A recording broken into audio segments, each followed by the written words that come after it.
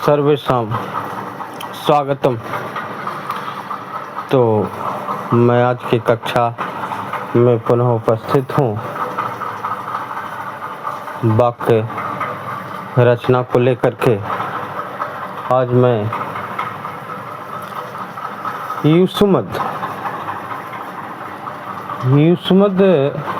शब्द सर्वनाम का एक वचन शब्द त्वम लेकर के उपस्थित हूँ। त्वम का अर्थात होता है तू या तुम।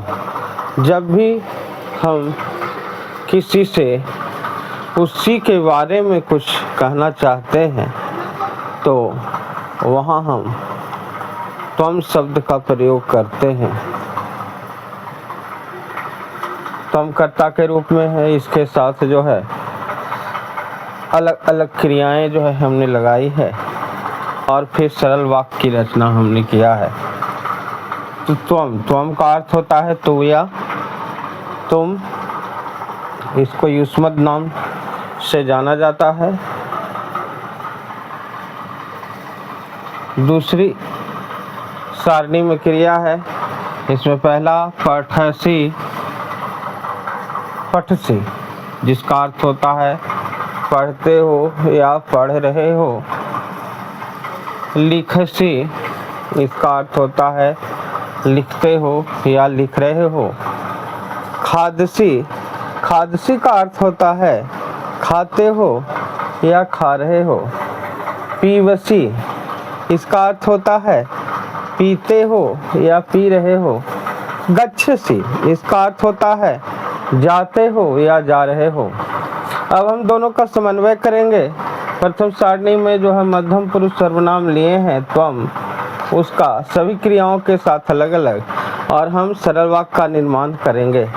जैसे त्वम के साथ पठसी का समन्वय हमने किया तो हमारा सरल वाक्य हो गया त्वम पठसी, तुम पढ़ते हो। फिर त्वम के साथ लिखसी का हमने समन्वय किया तो हमारा वाक्य बन गया त्वम लिखसी, तुम लिखते हो या तुम लिख रहे हो। खादसी के साथ जब हमने मिलाया तो वाक्य बन गया त्वम खादसी, जिसका अर्थ हिंदी में है तुम खाते हो या तुम खा रहे हो। पीवसी के साथ मिलान करने पर वाक्य बना त्वम पीवसी, तुम पीते हो या तुम पी रहे हो। त्वम गच्छसि, तुम जाते हो या तुम जा रहे हो। इस तरह से हमने देखा कि 5 अलग अलग क्रियाएं हमने ली और त्वम के साथ मिलान करके और हमने वाक्य को बना लिया।